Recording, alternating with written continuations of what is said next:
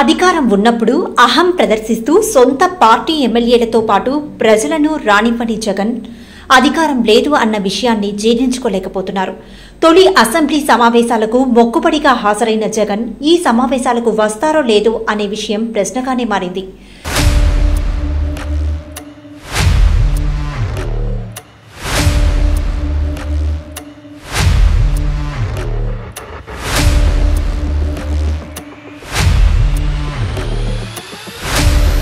కొత్తగా ఏర్పడ్డ ప్రభుత్వానికి 6 మాసాలైనా గడువిద్దామని సీనియర్లు చెప్తున్నా ఆయన పట్టించుకోకుండా శాంతి భద్రతల సమస్య పేరుతో హడావిడి చేస్తున్నారు.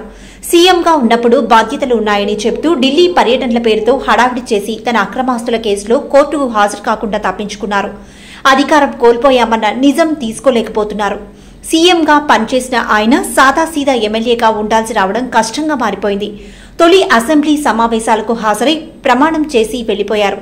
ప్రస్తుతం జరుగుతున్న అసెంబ్లీ సమావేశాలకు డుమ్మా కొట్టేందుకు శాంతి భద్రతల పేరుతో రచ్చ మొదలు పెట్టారు.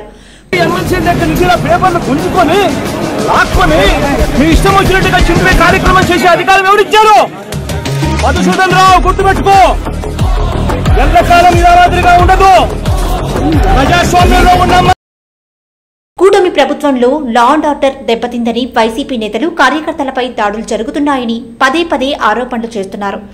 ఢిల్లీలో ధర్నా చేసేందుకు సిద్దమయ్యారు. గత 5 ఏళ్లలో జగన్ సీఎంగా ఉన్న సమయంలో తెలుగుదేశం, జనసేన, బీజేపీ నాయకులపై దాడులు జరిగాయి. వైసీపీ నాయకులు అతిగా వ్యవహరించారు. అచ్చెన్నాయుడు, కొల్లి రవీంద్ర నుంచి చంద్రబాబు నాయుడు వరకు అరెస్టులు చేశారు. రాజకీయ హత్యలకు పాల్పడ్డారు. దళితుడైన డాక్టర్ సుధాకర్ను పిచ్చోడిని చేసి చంపేశారు. పవన్ కళ్యాణ్ వైజాగ్కు వెళ్తుంటే హోటల్ రూమ్కే పరిమితం చేసి నోటీసులు ఇచ్చారు. అమరావతి రైతులను నానా హింసలకు గురిచేసి ఎస్సీలపైనే అట్రాసిటీ కేసులు నమోదు చేశారు.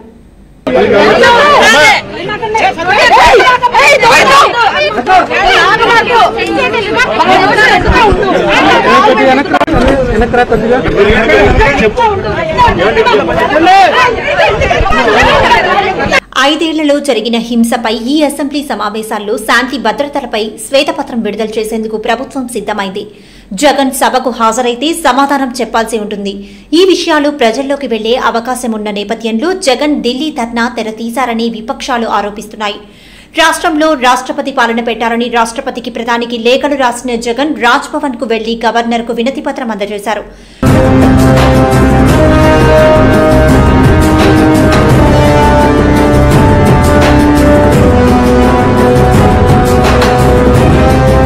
వినుకొండలో విలేకరుల ప్రశ్నలకు సమాధానం చెప్పలేకపోయారు. ఈ నేపథ్యంలోనే గవర్నర్ను కలిసిన తర్వాత ఎవరితో మాట్లాడకుండా వెళ్లిపోయారు. అసెంబ్లీ సమావేశాలకు హాజరైన జగన్ అసెంబ్లీ ఎదుట పోలీసులపై తన ఫ్రస్ట్రేషన్ చూపించారు. మాజీ సీఎం అయిన జగన్ కు మొదటి గేట్ నుంచే వెళ్లే అవకాశం ప్రభుత్వం కల్పించింది. గవర్నర్ వస్తున్నారని సిబ్బంది చెప్పినా వినకుండా ప్లకార్డులు ప్రదర్శించిన జగన్ బృందం పోలీసులతో వాగ్వాదానికి దిగారు. అధికారిని పేరు చెప్పి బెదిరించారు. ఎన్నికల్లో ప్రజలు తిరస్కరించినా తత్వం బోధపడనట్లు లేదని, గందరగోళం సృష్టించేందుకు గవర్నర్ ప్రసంగానికి అడ్డుకోవాలని జగన్ తన సభ్యులను రెచ్చగొడుతున్నారని ఉప ముఖ్యమంత్రి వ్యాఖ్యానించారు. జగన్ తీరుపై సర్వత్రా విమర్శలు వెల్లువెత్తుతున్నాయి.